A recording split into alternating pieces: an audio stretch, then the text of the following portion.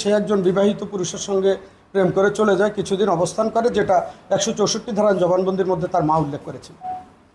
এবং বর্তমানে রনি নামক একটি ছেলের সাথে তার প্রেমের সম্পর্ক আছে, তার সাথেও সে চলে গিয়ে 3 দিন বাড়ির বাইরে ছিল। নিতে আমরা জেনেছি না, এই তথ্যপত্র আমরা এখনো সংগ্রহ করিনি, যেহেতু সে আমাদের ভিকটিম। তদন্তে সবকিছু বেরিয়ে আসবে। না, এই দম্পতির আর কোনো সন্তান নেই, একমাত্র সন্তান।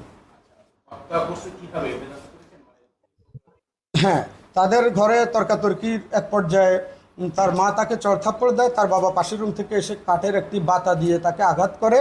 যদিও তিনি তার বক্তব্যে উল্লেখ করেছেন তাকে শরীরে আঘাত করার উদ্দেশ্য ছিল, সেই আঘাতটি তার মাথায় লেগে মাথা ফেটে যায়, প্রচুর রক্তক্ষরণ হয়, এভাবে সে মৃত্যু কোলে ঢলিয়ে পড়ে।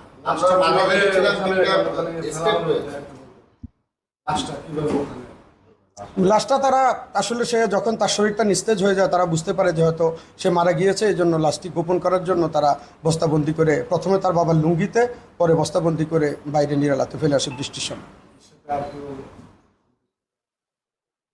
এখন পর্যন্ত তদন্তে মা এবং বাবার নাম এসেছে, আমরা এখন পর্যন্ত পাইনি, তবে তদন্তে আমরা পেলে অবশ্যই সেটা চলে আসবে। মামলার বাদী হয়েছে পুলিশ। আপনারা জানেন আমার জীবনে, চাকরি জীবনে এটা একটি বিব্রতকর অবস্থা। 26 বছরে আমি এই ধরনের, কারণ মা বাবা দুজনই তার একমাত্র ওয়েল উইশার, সেখানে তারাই হত্যাকাণ্ডে অংশগ্রহণ করেছে। আমরা বিভিন্ন জায়গায় আলাপ আলোচনা করি ঊর্ধ্বতন কর্তৃপক্ষের সাথে, এবং যারা বিজ্ঞজন আছে আমাদের মধ্যে অভিজ্ঞতা সম্পন্ন, পরে তারা আমাদেরকে পরামর্শ দিয়ে